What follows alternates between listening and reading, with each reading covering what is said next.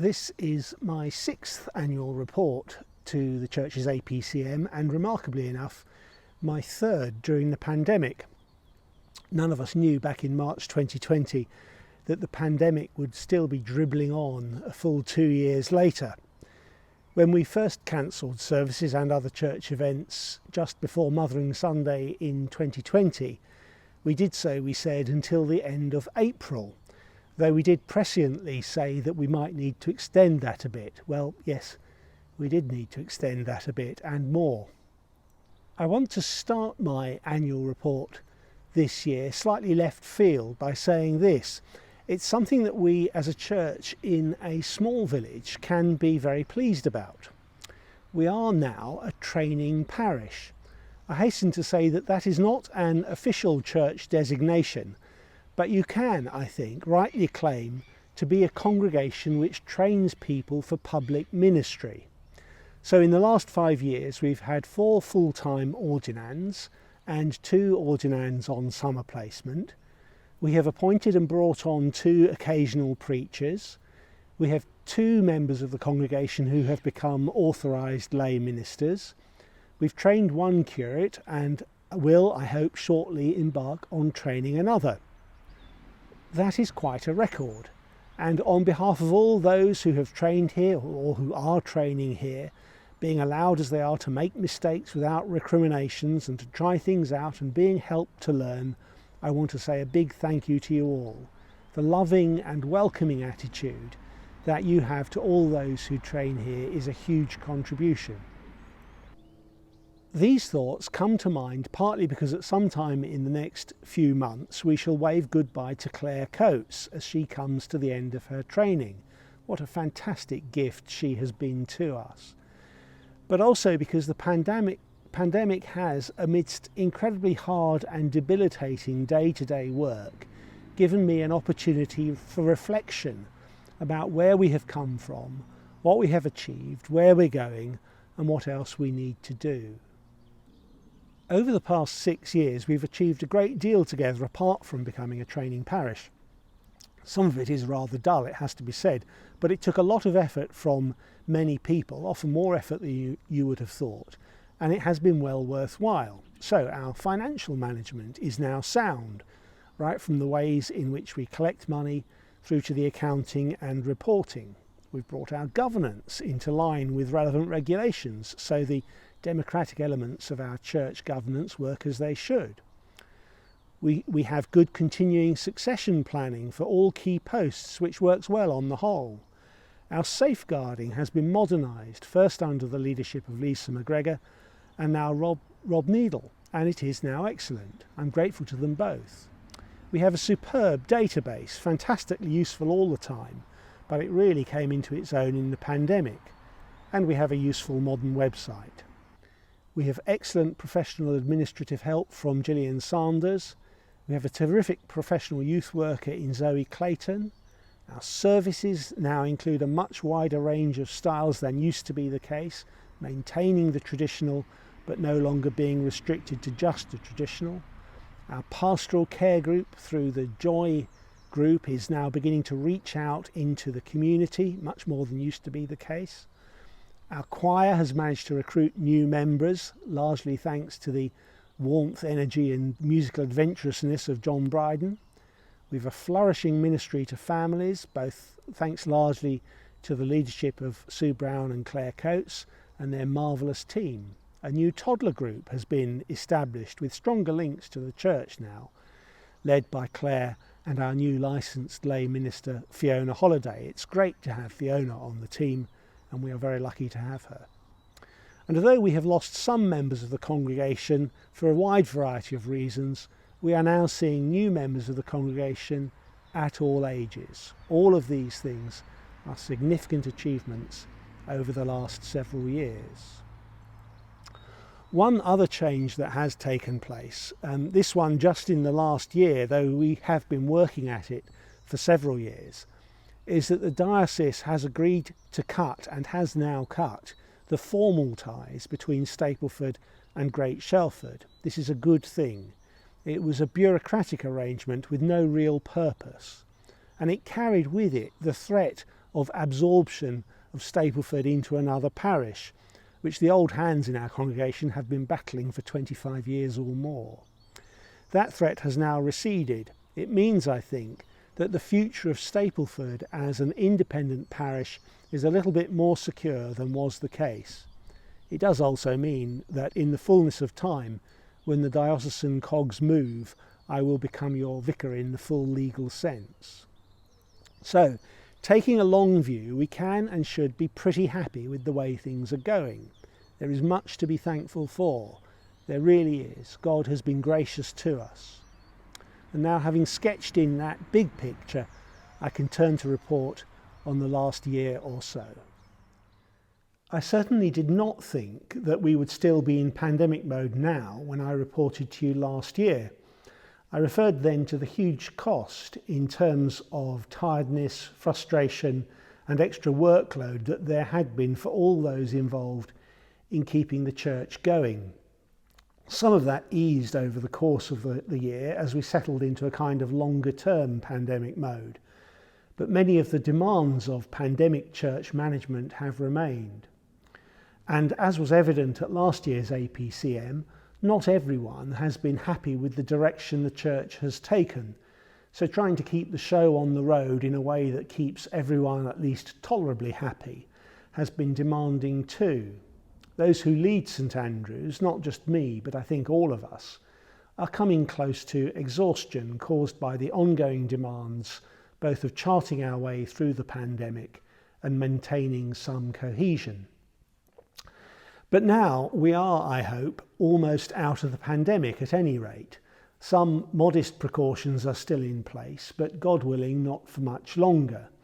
I anticipate, though who can really anticipate anything with this virus, that by the summer our services and events will be a great deal more normal, without masks unless from personal choice, without undue attention to spacing unless that is what someone wants, without obsessive hand hygiene, and without extra ventilation unless summer weather demands it.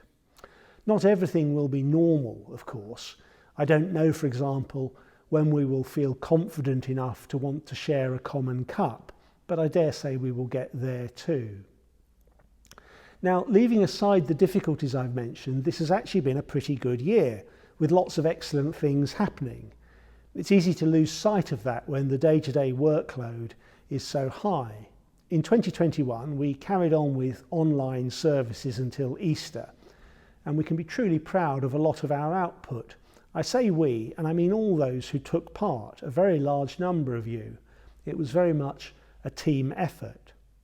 Then on Easter Day we broke free. We had our Easter communion outdoors in the churchyard. It was absolutely fantastic, a joyful celebration. I think we'll do it outside again this year. One good thing we have learned during the pandemic is how good it can be to worship outside. Other outdoor celebrations included the wonderful Natchingware Link 40th anniversary celebrations, our Harvest Festival, and various things actually forced upon us. You may remember, for example, that some of our terrific series of services and sermons on the Living in Love and Faith materials had to be outside whilst we had emergency work done on the ceiling. A passing but grateful thanks to Stephen Brown for his leadership of the Fabric Committee on this and other things. And then both, of course, Christingle and Christmas Day services were moved outside as Omicron did its stuff. We had indoor specials too, including the Children's Society Partnership Service with CEO Mark Russell preaching. Do you remember him calling us as a church community the fifth gospel in Stapleford? And not one but two sittings of our traditional lessons and carols service, another pandemic innovation that might be worth keeping. Socially, we have been a bit restricted.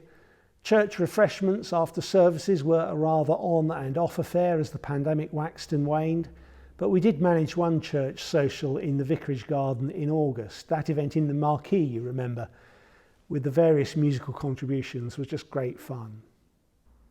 Looking back on it all, I think we can genuinely say that in our provision of services and in our pastoral care and in our outreach more generally, we are well on the way to fulfilling our vision of being a church for the whole community. That is the vision I've been articulating for some years now, to be a church for the whole community. We want to proclaim and live out the gospel in ways that are accessible to everyone. None of it could have been achieved without a great many hands on deck. I try to thank everyone, but I'm conscious that I don't always manage.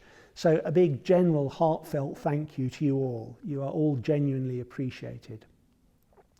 I should, though, pay special tribute to our wardens. Alistair McGregor and Jackie Nettleton have served us with great devotion and deserve and have our enormous thanks. Alistair's going to serve another year, and I'm looking forward to that. But a particular word about Jackie as she is stepping down. She promised us just the 1 year, and I'm very grateful for it, though I heartily and sincerely wish that it could have been more. Maybe we will entice her back in the future. Jackie has been hard-working and a very wise counsellor indeed, so thank you, Jackie. This year we've also expanded the role of our assistant wardens. Romy Ridley and Felicity Cook have, for example, taken part in our monthly clergy and wardens meetings and have taken on a variety of the many tasks that need doing, and I'm very grateful to them. In any event, that is all how we got to where we are. Having reviewed where we are, my custom each year is to look to the future and try inadequately to sketch out where we're going. I don't need to take as long doing that as I sometimes have in the past. Our general course is set. We are a church for the whole community, and I'm convinced that actively pursuing that role is the best way of spreading the gospel here. We've set that course, and it is gradually being reflected in all we do. That's the easy bit. My sense, though, is that within that broad vision, the church is at something of an inflection point. We now know what we're about and where we're going. We've seen the major changes in our pattern of services that I have referred to, and we've also seen a major change in the makeup of the church family for a variety of reasons. Not the least of these is, I think, just a loss of the habit of church going, something we saw in effect at our recent Ash Wednesday service. And as well as the change in our pattern of services, we've seen quite major additions to our activities in all sorts of ways. A monthly prayer meeting, Forest Church, Joy, the new toddler group, a new men's group, and more. We've done all of that to spread the good news of Jesus Christ in Stapleford and beyond. That is our purpose, and the building blocks are in place. And if new things come our way, we will be ready for them. It may not be many years, for example, before we see very significant new housing north of Mingle Lane. In any event, what we need to do now, I sense, is consolidate a little. Make sure our foundations are right, strong for what lies ahead. By this I don't mean to squash any new ventures that anyone is keen to try. If you've got something new that fits with our vision, I will back it and support you. But for my part, what I want us to concentrate on and enhance over the next year or so are the twin pillars of Bible study and prayer. These are the essential foundations for a church, but I suspect that they've become a little weaker in our church community than they should be. That is partly my fault. I have, for example, known for a while that our home groups needed support if they were going to flourish, but I just haven't had time to do anything about it. My excuse, for what it is worth, is that getting the finances and governance right and sorting out our pattern of services so that it was truly welcoming to the whole community, supporting those in training and so on, have just taken up all my time. In any event, with Fiona taking a lead, we're now going to spend time and energy trying to build up our home groups. We're starting with a Bible overview course just begun, and we'll continue with other endeavours as the year goes on. It's essential that we are a church in which reading the Bible and applying it to our lives is a widespread habit. At the moment, I'm pretty sure it is not. And we're going to see what we can do to build up the prayer life of the church. We've started a monthly prayer meeting, as I said. My intention is to start to build in prayer after our services too, as a routine part of our provision. We'll have some training later in the year on praying for others, and I'll try to encourage the use of prayer resources too. We need to become a church which prays more. There's work to do there as well. A bit of effort spent on these things will, I think, be well worthwhile. Being disciples ourselves, in the sense of continuously learning from the Bible and praying more consistently, will support the mission of the church in the longer term.